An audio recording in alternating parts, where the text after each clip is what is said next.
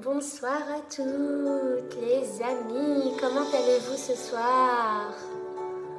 J'espère que vous allez bien. Moi, comme à chaque fois, je suis trop contente de vous retrouver. C'est un moment pour moi, un moment pour vous, un moment pour nous, ensemble.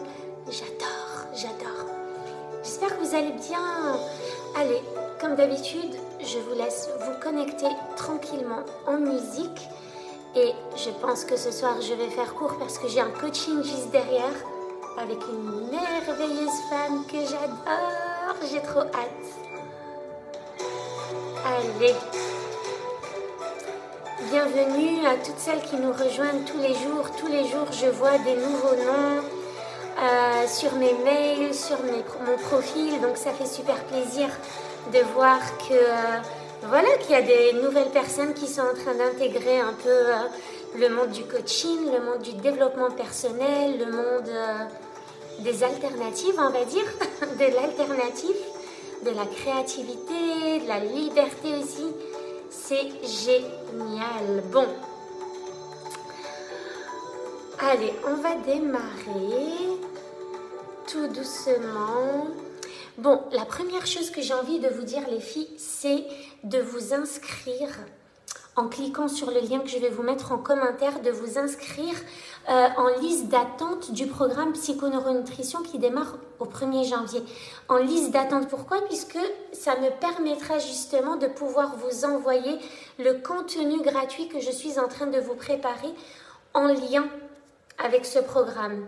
Donc, vous allez recevoir une série de vidéos très prochainement qui vont vous expliquer les choses qu'il faut absolument considérer et reconsidérer et sur lesquelles vous allez devoir mettre votre énergie et votre focus si vous voulez vraiment retourner à votre poids idéal et vous stabiliser à ce poids idéal sans avoir à faire d'efforts, sans avoir à vous priver des aliments que vous aimez, sans avoir à être dans la restriction, sans avoir à culpabiliser lorsque vous faites un écart ou que vous mangez un truc que vous aimez et que fallait pas le manger. Vous voyez tout ça. Donc c'est super intéressant et j'ai vraiment envie de vous aider par rapport à ça parce que j'adore ce programme. Je suis super excitée à l'idée de lancer la deuxième cohorte. Et la première cohorte est en train d'attendre la reprise en janvier avec impatience. Je vous dis, ce programme est addictif. Et je peux même mettre ma main à couper que ça sera l'un des meilleurs programmes de votre vie, vraiment. Moi, il m'a permis de passer le meilleur hiver de ma vie l'année dernière, en janvier dernier, avec toutes ces 13 femmes, elles sont 13 actuellement dedans, et avec lesquelles on a passé vraiment de superbes moments de partage, de joie, d'introspection aussi, de réussite, de challenge aussi. C'était vraiment extraordinaire et du coup, on reprend tout ça au 1er janvier 2023. Je rappelle, petit rappel amical, que je ne lance ce programme qu'une seule fois dans l'année. Donc, si vous voulez rester updaté jusqu'au lancement, inscrivez-vous en cliquant sur le lien. Vous perdez vraiment rien. Il suffit de mettre votre nom, votre prénom et votre adresse mail. Et du coup, vous allez avoir une page de confirmation comme quoi vous êtes inscrit en liste d'attente.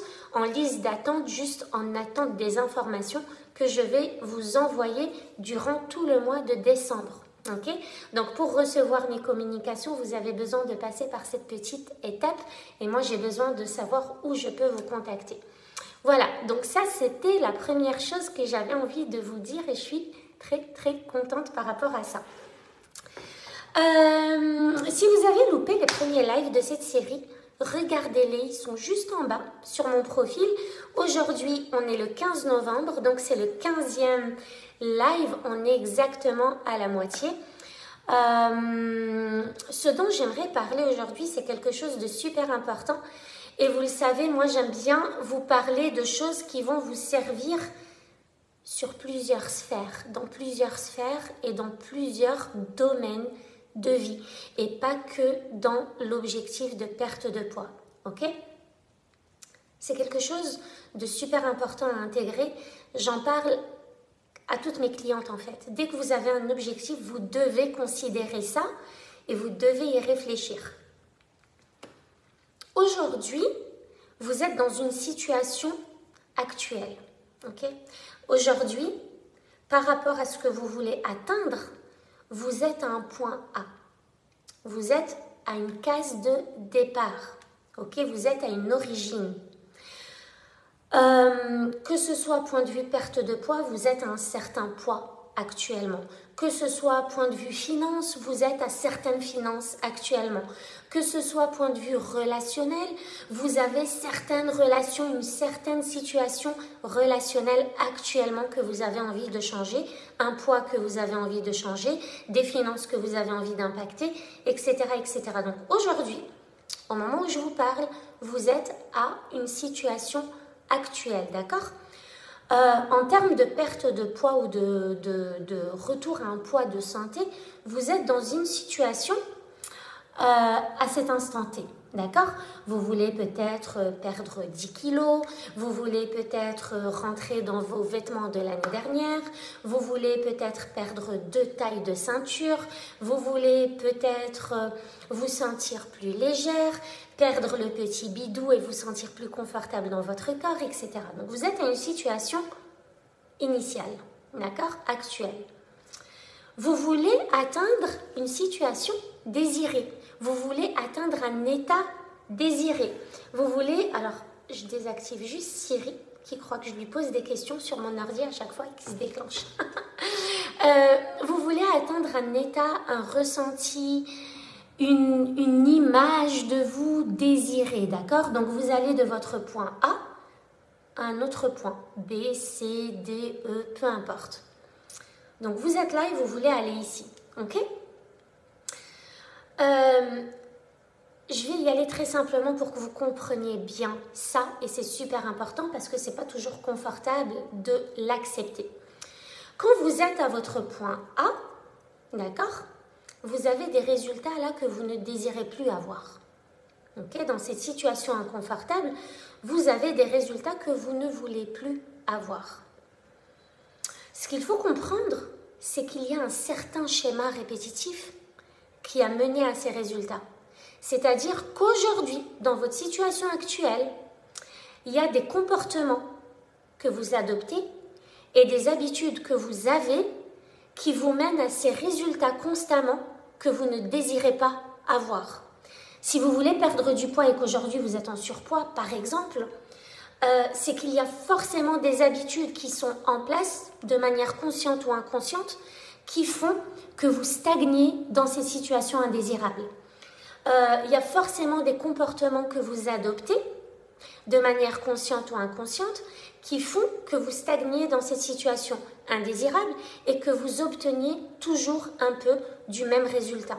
En d'autres termes, vous êtes consciemment ou inconsciemment toujours en train de faire un peu de la même chose et vous espérez un résultat différent, mais naturellement, si vous faites un peu toujours de la même chose, vous allez toujours obtenir de la même chose. Donc, si vous faites de la même chose et qui ne va pas et qui vous mène à des résultats que vous ne voulez pas, il va falloir changer ces comportements et ces habitudes pour passer à votre état désiré. On ne peut pas passer d'un point A à un point B en maintenant exactement les mêmes habitudes qui nous font stagner dans le point A. Et ça, j'ai envie que vous le compreniez, parce que expliquer comme ça paraît simple, mais dès qu'on y pense un peu, eh ben, c'est super inconfortable en fait, puisque ça vous incite à changer, ça vous incite à vous transformer. Et le changement, comme ça, de prime abord, n'est jamais quelque chose d'agréable. On n'arrive pas, il y a de la résistance, il y a du conflit interne, il y a quelque chose qui veut nous tirer vers le bas. Mais nous, on ne veut pas, on veut aller vers le haut. On veut grimper cette montagne et aller au sommet. Parce que là-bas, on voit notre soi idéal, avec l'image idéale de nous-mêmes. On a une vision de ce qu'on veut atteindre. Donc, si vous voulez atteindre ce que vous voulez atteindre, vous avez besoin de changer vos habitudes actuelles. Vous avez besoin d'adopter de nouveaux comportements. Et derrière ces habitudes et ces comportements, il y a quoi? Il y a toute une psychologie en fait. C'est la psychologie qui est à la source de vos habitudes actuelles et de vos comportements actuelle. Et ça va être votre psychologie qui va être à l'origine de vos nouveaux comportements et de vos nouvelles habitudes. Vous comprenez? Ça veut dire que, en d'autres termes, de façon plus générale et de façon plus globale,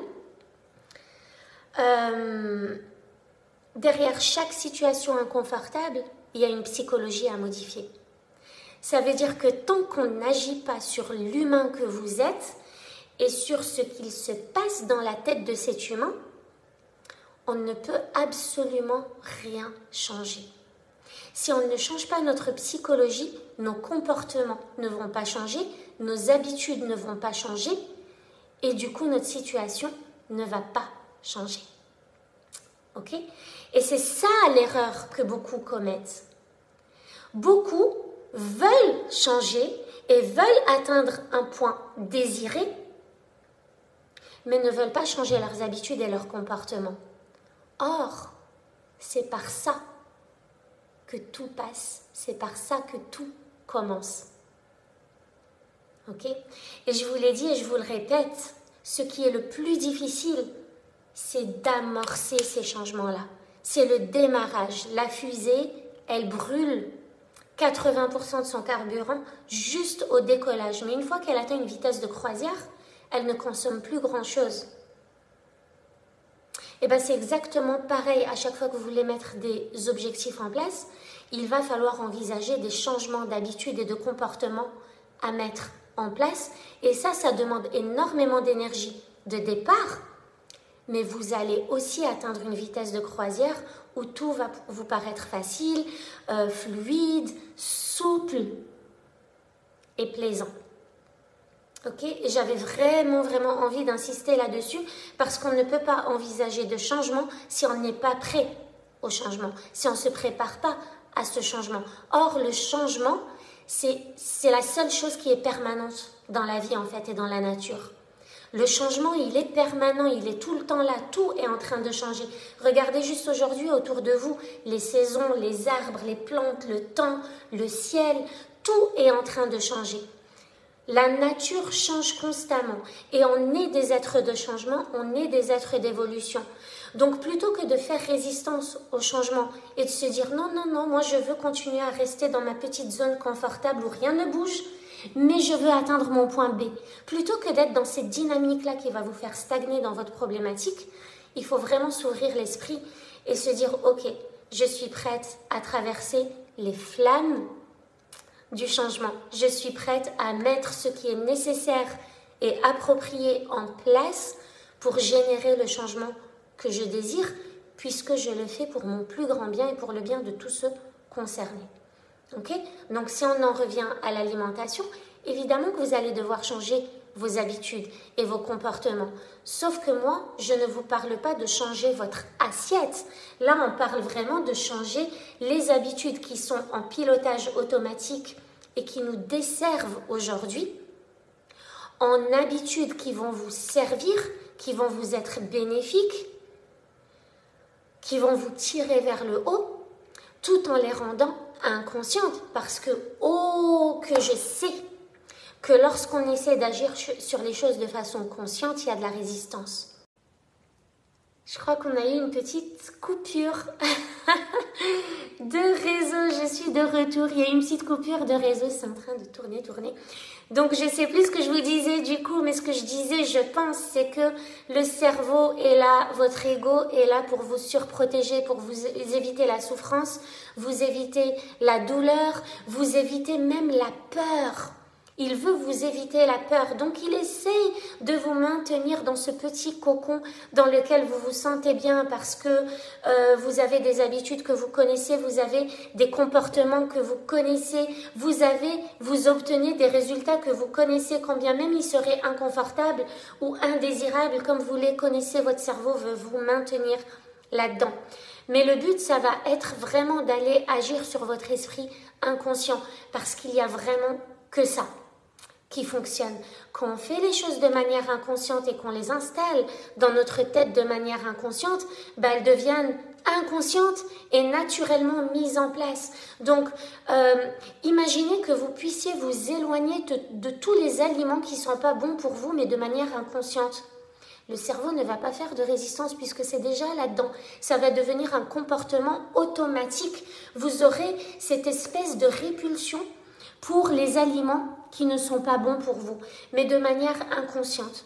Vous serez pas, votre cerveau n'aura pas l'impression de se priver de quoi que ce soit. D'accord? Vous allez éliminer les croyances que vous avez aujourd'hui et qui vous empêchent d'adopter les bons comportements. Donc, quand on élimine les croyances de manière neuroscientifique, on les neutralise à jamais, pour toujours. En fait, on les élimine vraiment. On ne vient pas mettre un pansement par-dessus. Et du coup, de manière neuroscientifique également, on va venir installer des nouvelles croyances, ressources, donc porteuses, donc qui vont vous tirer vers le haut, naturellement, sans que vous ayez besoin de faire d'efforts. Donc, commencez déjà à vous dire que le changement n'a pas besoin d'être quelque chose de désagréable, que ça peut être quelque chose de fun et de plaisant si on sait exactement comment fonctionne votre cerveau et comment mettre en place justement ce changement pour que ça crée le moins de résistance et le moins de conflits internes à l'intérieur de votre tête et à l'intérieur de votre corps. Ok? Par rapport à la suralimentation, parce que je vous ai toujours dit que c'est la suralimentation qui mène au surpoids. Cette suralimentation, l'idée n'est pas encore une fois de venir lui donner un Doliprane pour la calmer. Parce que lui donner un Doliprane revient à faire un régime et à vous dire, bah, il suffit de manger moins.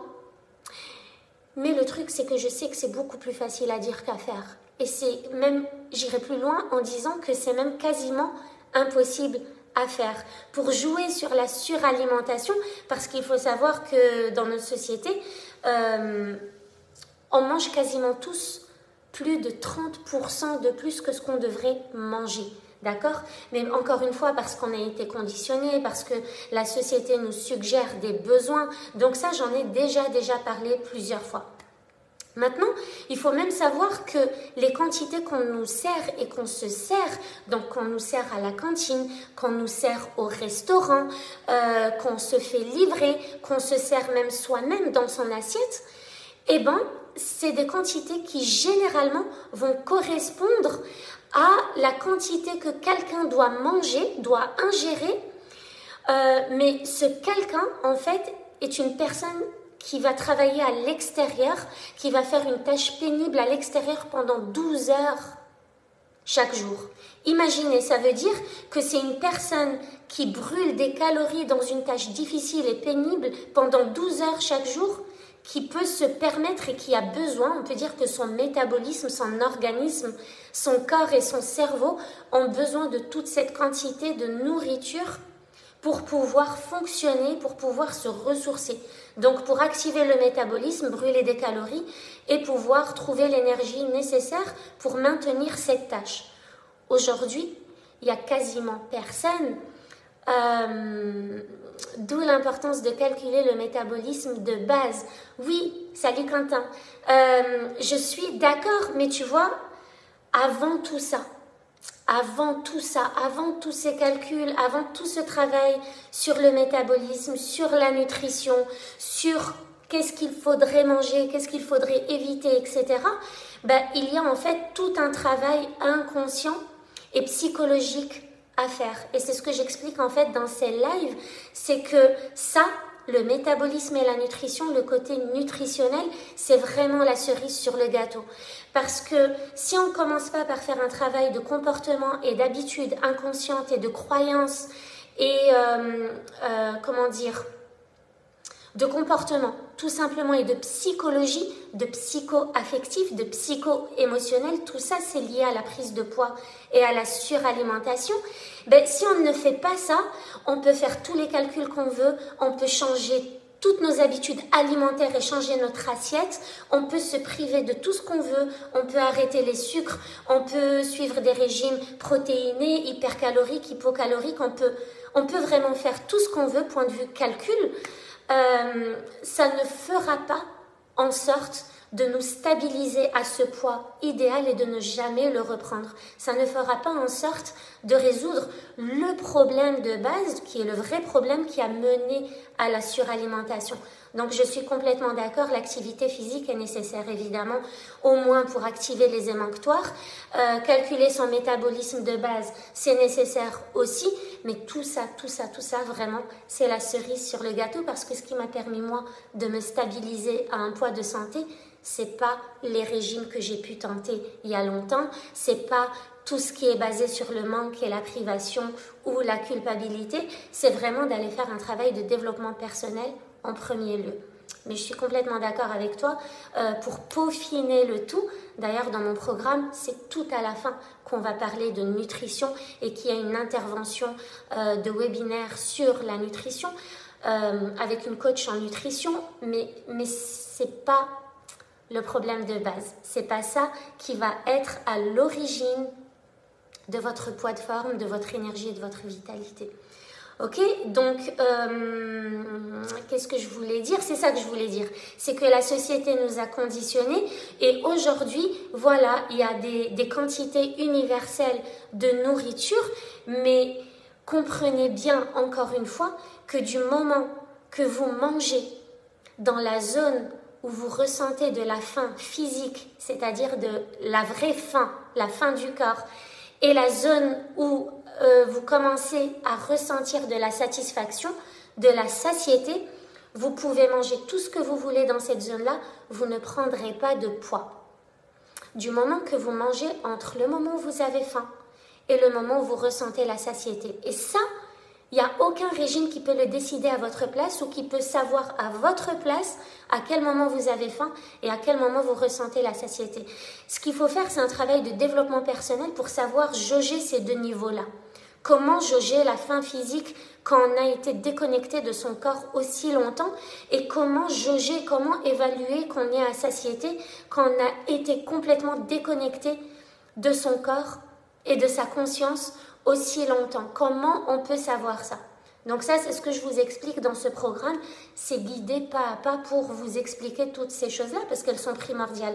On a besoin de revenir à cette conscience de soi et cette conscience de son corps pour savoir justement à quel moment mon corps me demande de l'énergie, les ressources nécessaires, donc de la nourriture de qualité pour faire fonctionner mon métabolisme, pour que je puisse en même temps gagner en énergie, mais en même temps brûler des calories et du coup me stabiliser tout le temps comme ça à un poids de santé sans faire d'effort. Il y a des personnes qui vont avoir besoin de manger très calorique et du coup de manger moins souvent dans leur journée, mais il y a des personnes qui vont avoir besoin de faire plusieurs petits repas fractionnés et des repas pas caloriques. Évidemment, quand on mange quelque chose de très lourd et de très calorique, on va être satisfait et rassasié beaucoup plus vite. Donc, on va arriver à satiété beaucoup plus vite avec des plus petites quantités. Mais si on mange quelque chose de très léger, de cru, de pas calorique, on va devoir manger beaucoup plus pour sentir de la satisfaction. Et du coup, il se peut qu'on ait faim plus souvent. Mais il y a aucun régime, aucun programme, aucune société qui doit décider justement des horaires auxquels vous devez manger. Donc, commencez déjà, en fait, à remettre tout ça en question. Qui a décidé qu'il fallait prendre un petit déj le matin à 7h, 8h avant de sortir, un goûter à 10h, une collation de je ne sais quoi à 10h, un repas à midi pétante, sinon ça va pas, c'est qu'on va être complètement décalé, puis encore le goûter du 4h, puis le repas de 18-19h. Il n'y a personne qui peut décider de ça, puisque on est des individus en fait, on n'a pas le même corps et on n'a pas le même fonctionnement cérébral ni psychologique. Donc il y a des personnes à qui ça va convenir, il y a des personnes à qui ça ne va pas convenir. Et c'est exactement ce que le ridicule, j'ai envie de dire, des régimes nous démontre et nous prouve. C'est qu'il y a des gens pour qui ça marche et il y a des gens pour qui ça ne marche pas. Ça veut dire que justement, il n'y a pas de régime qui marche pour tout le monde. Et tant que les régimes ne considèrent pas l'humain que vous êtes, avec tout votre fonctionnement, avec votre passif, avec votre background, avec votre psychologie et tous vos états psycho-affectifs et psycho-émotionnels qui ont mené à un moment donné à la suralimentation, eh ben ça ne marchera pas. Et c'est vrai que là, j'ai envie de dire, on peut calculer tout ce qu'on veut, on peut peser tout ce qu'on veut, on peut regarder tous les ingrédients, toutes les étiquettes qu'on veut, on peut manger même bio et local et que des aliments sains.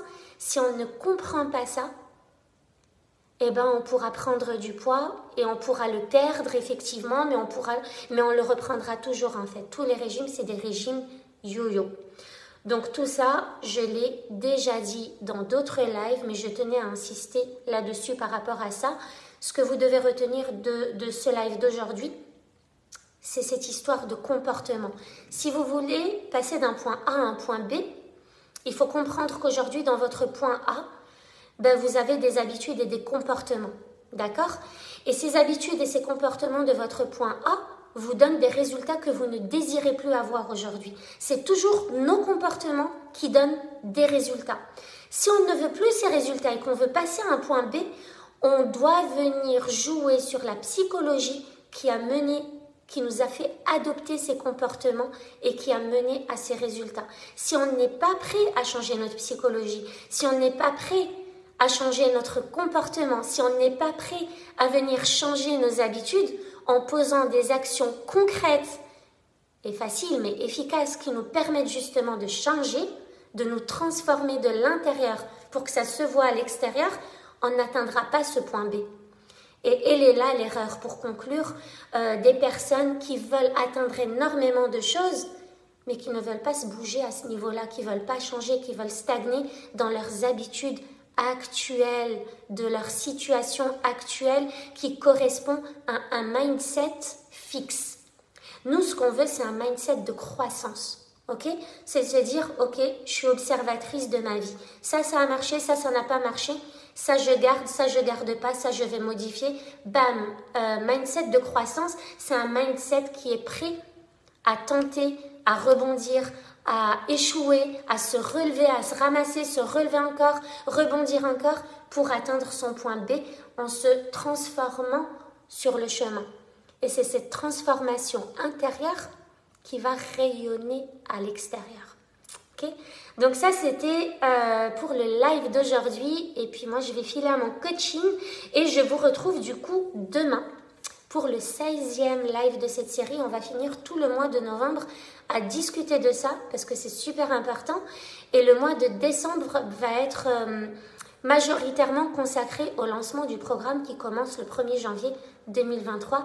Évidemment, vous l'aurez compris, le 1er janvier, c'est quoi? C'est une date tellement symbolique. C'est là qu'on met en place des nouvelles résolutions qu'on ne tient généralement pas sur la durée. C'est la nouvelle année, donc on a toute cette énergie pour se motiver à mettre en place des objectifs et des projets, mais en général, on ne les tient pas. Et l'objectif qui est lié à ce fléau numéro 1, d'accord, qui est la perte de poids, l'objectif qu'on a tendance à se fixer, c'est de nous inscrire en salle de sport, de refaire du sport, de se remettre à une activité physique. Et c'est pour ça que en janvier, c'est là que les salles de sport font leur plus gros chiffre d'affaires. Grâce à qui? Grâce à vous, grâce à certaines d'entre vous, grâce à ces personnes qui s'inscrivent, qui payent un abonnement, mais qui n'y vont pas, qui vont y aller les 2, 3, 4 premières semaines et qui vont vite abandonner. On abandonne parce qu'il y a des conflits internes, il y a de la résistance interne qui nous empêche d'atteindre ce qu'on a vraiment envie d'atteindre. Et du coup, c'est comme ça que les salles de sport s'enrichissent en fait, et c'est bien pour eux, ce sont des entreprises comme les autres. Mais voilà, j'ai pas envie que vous fassiez partie de ces personnes déjà qui ne tiennent pas leurs résolutions sur du long terme, mais qui en plus tuent leur argent, leur énergie et leur temps dans des choses qui ne fonctionnent pas. Donc le sport, c'est pareil, c'est une cerise sur le gâteau. Il n'y a pas besoin de faire de l'activité physique excessive pour perdre du poids. Vous pouvez faire énormément, mettre votre corps en mouvement et faire énormément de sport si vous êtes passionné par ça, si vous adorez ça, comme moi j'adore ça, je ne le fais pas pour maigrir. Mais si maintenant vous avez vous avez une attente par rapport au sport, vous vous dites il faut que je fasse du sport pour. ça veut dire que vous avez une attente. À chaque fois qu'on a des attentes, on est dans la déception. On est dans la dévalorisation de soi. On est dans la mésestime de soi. Parce que si on n'arrive pas à répondre nous-mêmes à ces attentes-là, ben on perd complètement confiance en nous. Et on va se dire, ben moi je suis nulle, j'y arrive pas, j'ai tout essayé, rien ne marche, c'est pas pour moi, etc., etc. Et on va se laisser rentrer dans ce cercle vicieux de la dévalorisation de soi. C'est pas ce qu'on veut. Ici, on veut reprendre confiance et se sentir bien dans sa tête et dans son corps. Allez, je vous embrasse et je vous dis à demain. Ciao, ciao.